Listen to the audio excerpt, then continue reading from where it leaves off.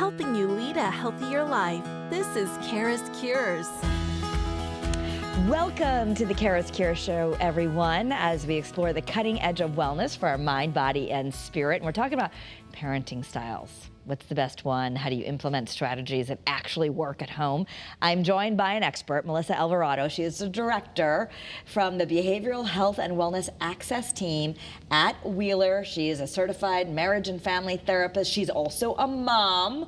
And we're going to talk about all these new parenting trends because we were just saying that, thank you for being here. It's very noisy. I mean, I think so different from when our parents raised us, like all these strategies and what kind of parent are you? It gets very noisy out there. Absolutely. I think that's the thing that really struck me, even as a parent, as someone in the field who really knows a lot of strategies and has a lot of education in family therapy specifically and works with clients. I've really been overwhelmed lately with the amount of information that's out there. Yeah. On one hand, it's great that there's all this, research and strategies and things that we can try. But on the flip side, as a parent in real life, it can feel really overwhelming with the amount of strategies. What's right? This person says this, that person says that. My parents say something completely different. My spouse does it differently. Correct. And that's where it really gets kind of confusing for people.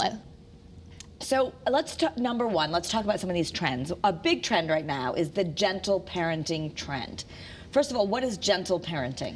So gentle parenting is something that is a really big buzzword right now, and it can be a little controversial because a lot of people don't have a full understanding of what it is. And what gentle parenting really strives for is making sure that we're leading with empathy, understanding, respect for our kids, and boundaries.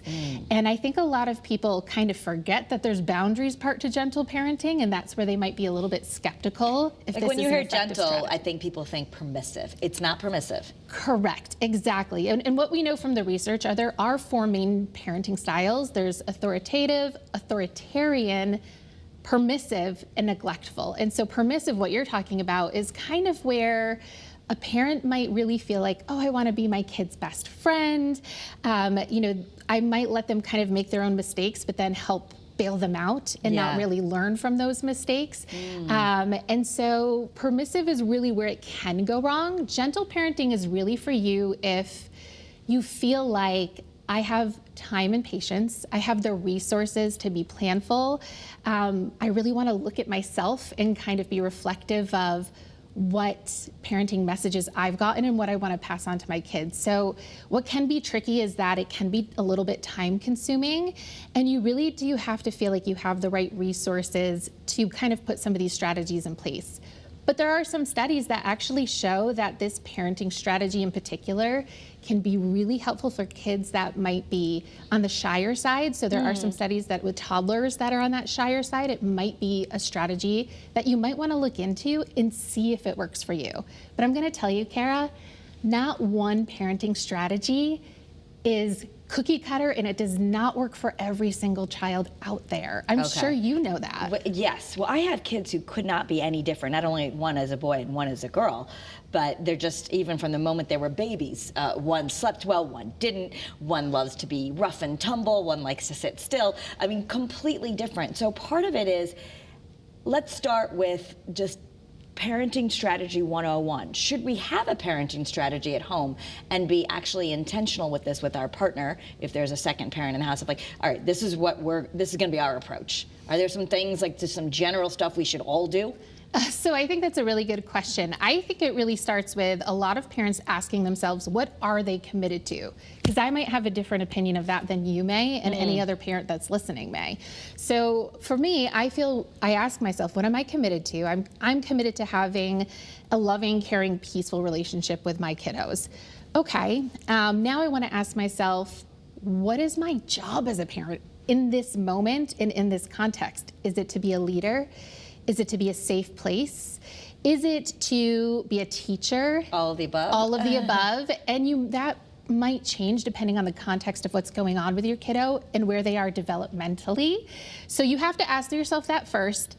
And then you really want to think about what you and your partner, what you experienced kind of growing up, right? You might have completely different parenting strategies based on the way that your parents parented you, and your partner or spouse might have completely different a set of, kind of expectations of what a parent is supposed to be. So those are really important conversations to have, even sometimes before you're about to be a parent. Maybe you've always been like, I want to be a parent. This is something I want. You've been lucky enough to kind of get pregnant. You're expecting a child, but you have to have some of these conversations beforehand so you can kind of be on the same page. It is really important, the research shows, to try and be on the same page as you can, to also back your partner up, which can be tricky. So I have certainly been guilty of sometimes not doing that, and I'm sure he's done that to me, but boy, do the kids figure that out if someone's on a different page. So you really got to be united. You really have to be united. You have to be consistent in no matter what parenting strategy you choose to kind of implement in your home. Consistency is really key, right? Because the kids, they can feel it. They're like, oh, if 2 out of 3 times my parent says they're going to take something away if I don't do this, and that 3rd time they don't, well, now they know that there's a little opening there, right? And they're gonna test that. And that's normal for kids. That's really typical. Yeah. Okay, so boundaries are key. I mean, one of the things that the research, my understanding has shown, you can call it whatever you want. You can call it gentle, you can call it nurtured, you can call it, tough love. There's all these different things. When I was growing up, I think people were talking about tough love. Yes. Let me go back there. When I was growing up, they talked a lot about tough love, but I think what I've read now is tough love is not a thing. They don't really like that one anymore. I mean, listen. That kind of meant like you're just going to be tough on your kids, right? It's really, listen, if it's working for you and you feel like this is like great and your children are responding to you exactly the way you want them to and there's no issues in the house, I'm not going to say don't do something that might be working. But that's also probably unrealistic also, that their kids are going to always respond exactly the way you want and that there's no issues. Correct. Everybody has issues at home, right? Everyone has issues at home. There's no such thing as a perfect parent, a perfect kid, and there's no such thing as the same kid responding to the same things that kid 1 responded to. Kid 2 is going to respond in a completely different way. So really, that's what I'm here to kind of encourage people to do research, to really even just look into different parenting strategies so you can build a tool box for yourself as far as like, I can pull from this, I can pull from that. And really give it time to see what really works. No parenting strategy, no matter what you choose, is going to work the first time, and it's not going to work perfectly even the 2nd or 3rd time. It's that consistency that you're talking about, is I have to be consistently really enforcing this, that this is really important, and really make sure that my partner's on the same page.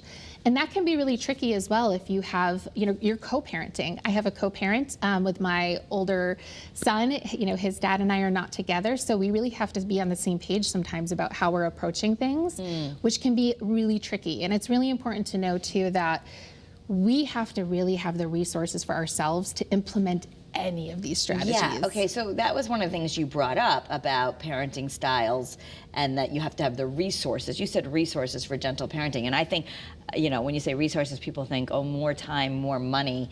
Do you mean that when you say gentle therapy? But I do think when you're trying to implement a strategy and you're tired and you're frustrated, it's really hard to be a gentle parent or even remember all the things you said you were going to do. Exactly. And that's where I think you really have to be mindful of what's going on for you in your life. Let's say that you have stressors in your life that are going on. Let's say, a partner lost their job, or maybe there isn't a partner. Maybe you're a single parent and you're working 3 jobs, so you don't have the time to really give your child. You really have to pick and choose what's really important to you. So in that example, maybe what I can do right now is really spend 15 minutes of undivided attention to my child that day.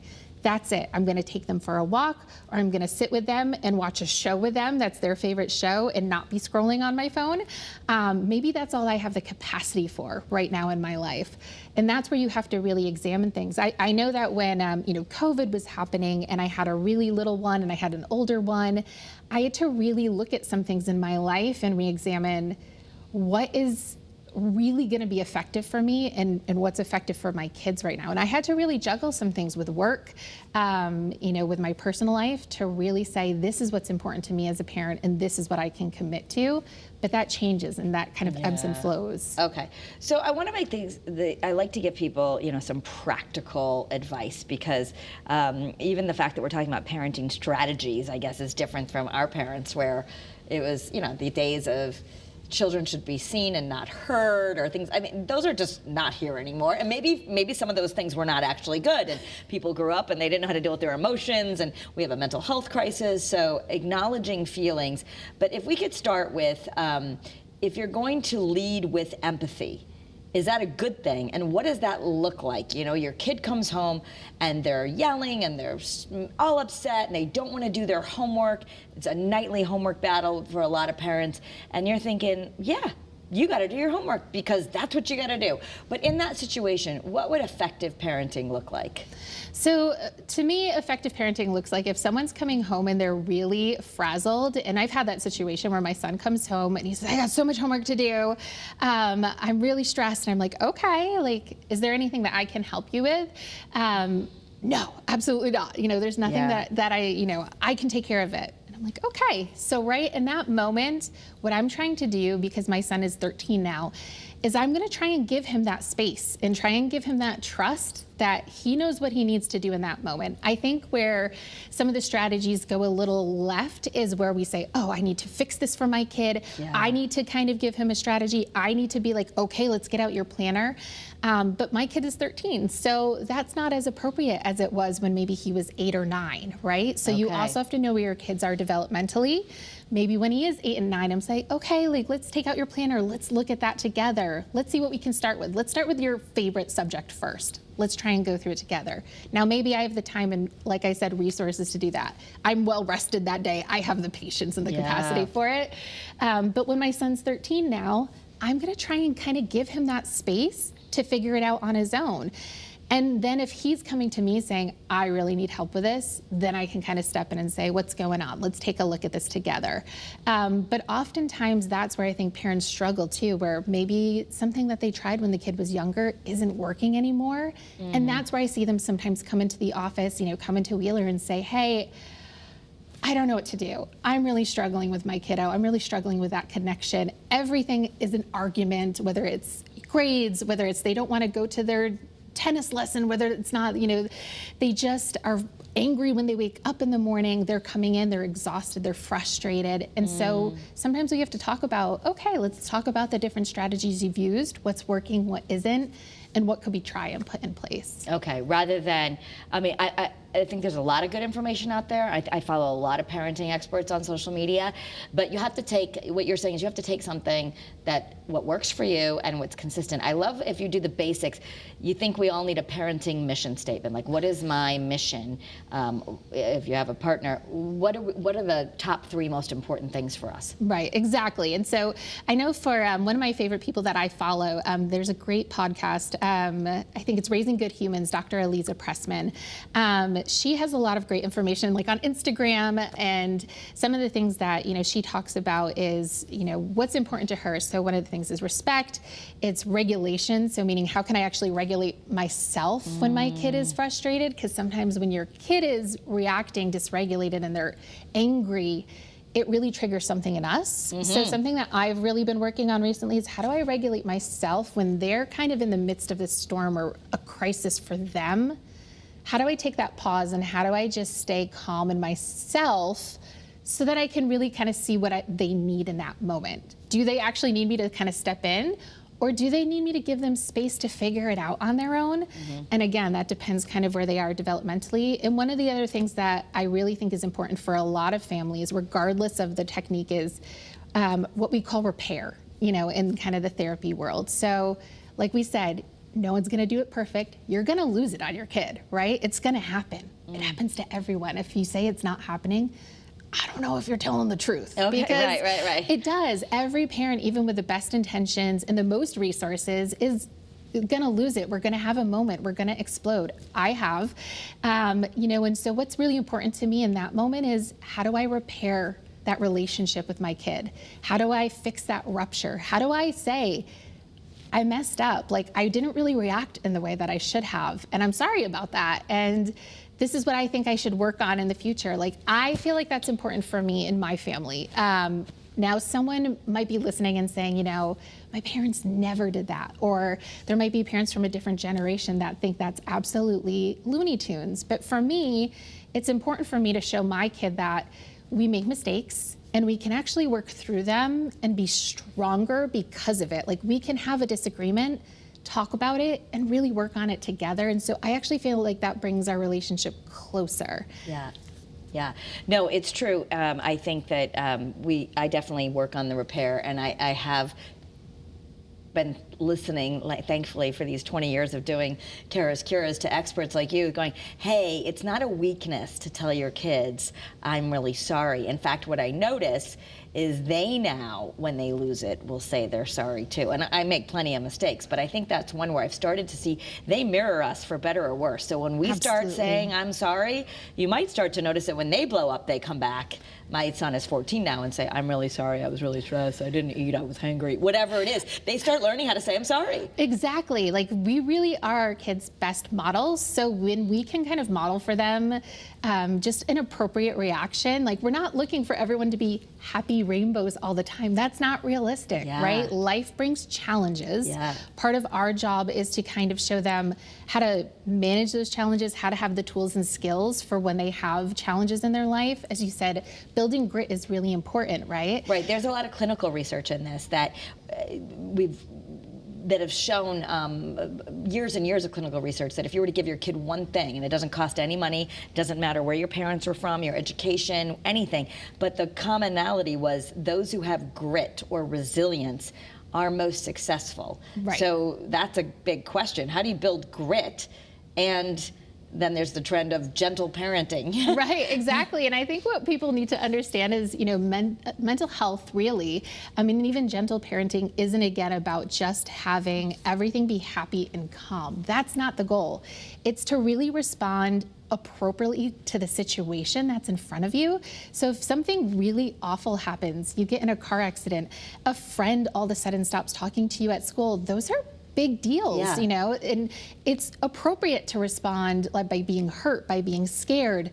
And it's also appropriate to say, you know, we can also get through this. Like, you're going to feel it and we can work through it and it will be okay. So we really need to kind of make sure that we're not going into that permissive side and just saying, oh, everything's okay, or trying to make every situation perfect for our kiddo.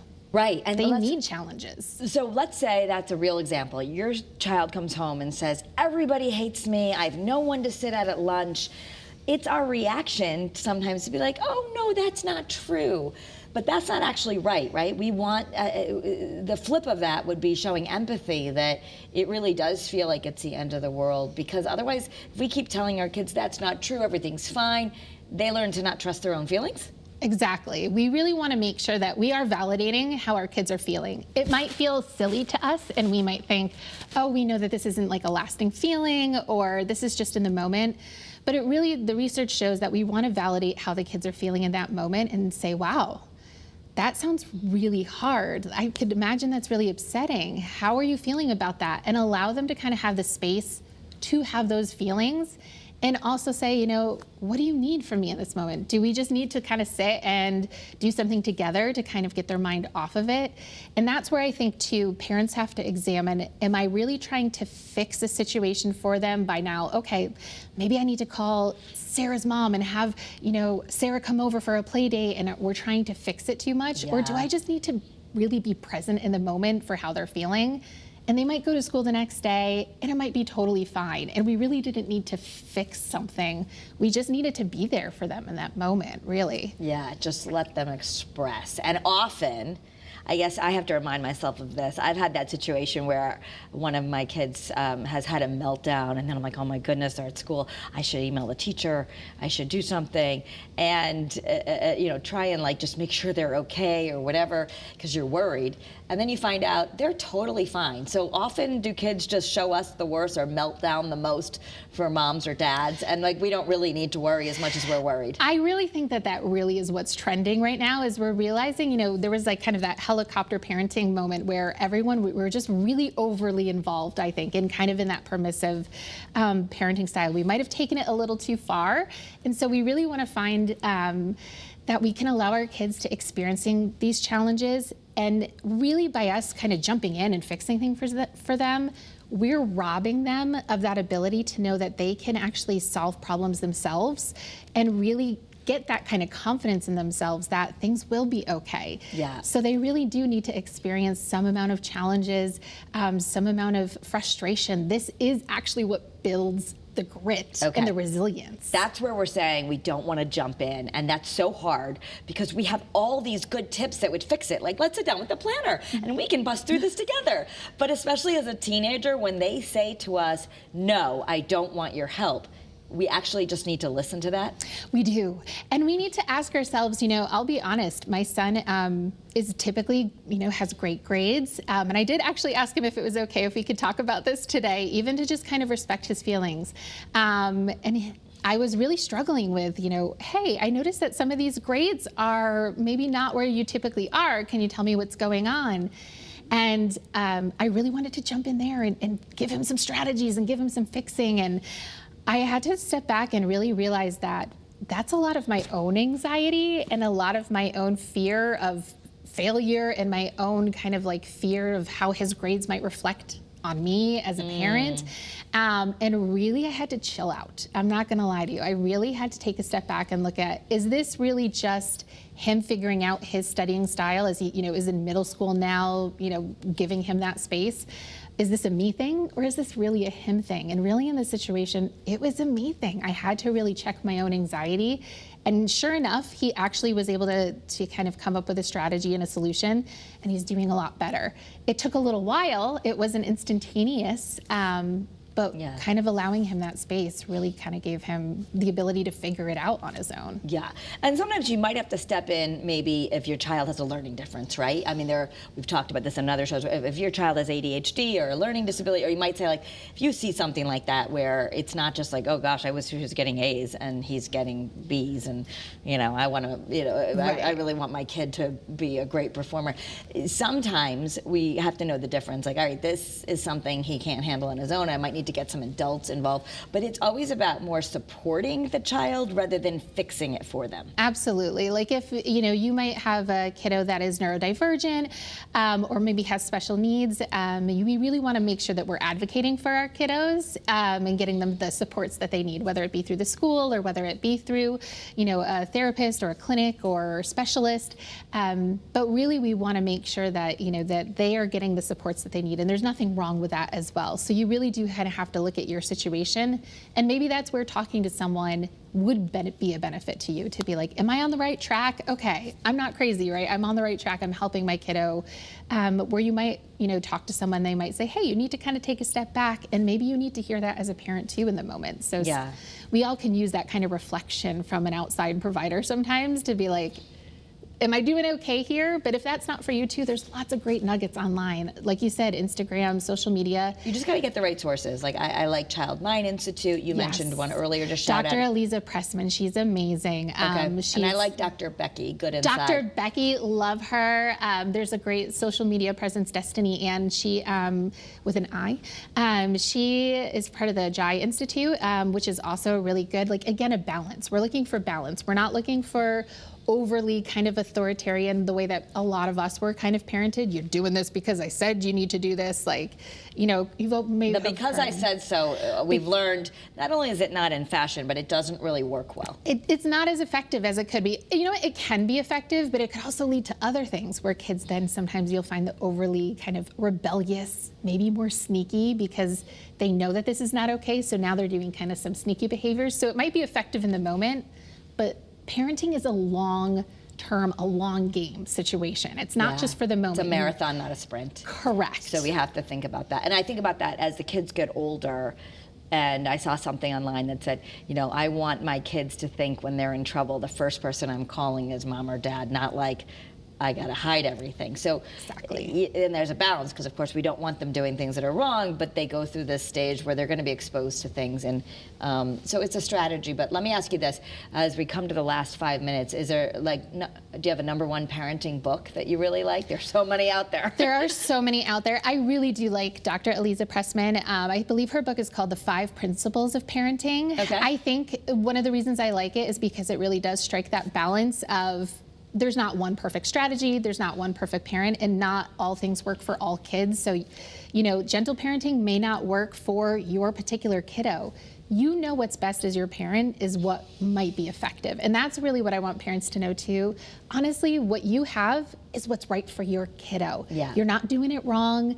You know, you might need some supports, you might need some suggestions, but just being the kind of present parent, the kind of loving, caring parent, that's what your kid needs, and that's what's really important for your kiddo. Yeah, I love the idea that as a husband and wife, if that's how you're parenting, or however your co-parenting situation is, whether you're together in the house or not, but having that parenting mission. So at least when you're both in the moment, you know, wait a minute, the mission is loving, connection, firm, or whatever. And we know that some of those studies have shown that when you're loving and firm, that might be the best combination, right? If we can remember loving, but firm. Exactly. Okay, so there's where the boundaries are. I know we're going to run out of time, but if you're listening and you're thinking, I'm butting heads with my co-parent because of whatever reason, you know, one's a yeller, the other one's trying to stay calm, or they're just not, you know, it's not working. What's your advice for parents to get on the same page? I think it really is. There's a couple different strategies. You could look online. There actually are some quizzes out there and things like that to help you understand what your own parenting kind of framework is, and trying to talk about what situations are really important to you and your kids in the moment. Or you could go in and talk to someone. You know, there's a lot of great family therapists out there as well. Any social worker, any LPC can kind of talk to you about, hey, this is what I'm hearing from both of you, and help you maybe develop a plan for how you can move forward. Because if something isn't working and it's taking a lot of time and stress out of your marriage or out of your partnership, it might be time to talk to someone and say, how can someone objective outside of the relationship kind of help us have kind of a path to go down? Yeah, I'll just shout out, if you aren't going to go to an actual therapist, we have this other show that we did with the power couple behind Marriage 365, and they have a lot of handouts for parenting, because that could be one of the things that people fight about the most, like, is their parenting. Absolutely. So, and sometimes it's just like, you forgot to take them and you didn't get their cleats or whatever. There's a lot of stress in modern parenting. So I think as we wrap this up, that what you want people to know is there is no wrong answer. So even though there's all these strategies, we can be a little fluid and learn to trust our gut with our guidelines. Absolutely. That's really the most important.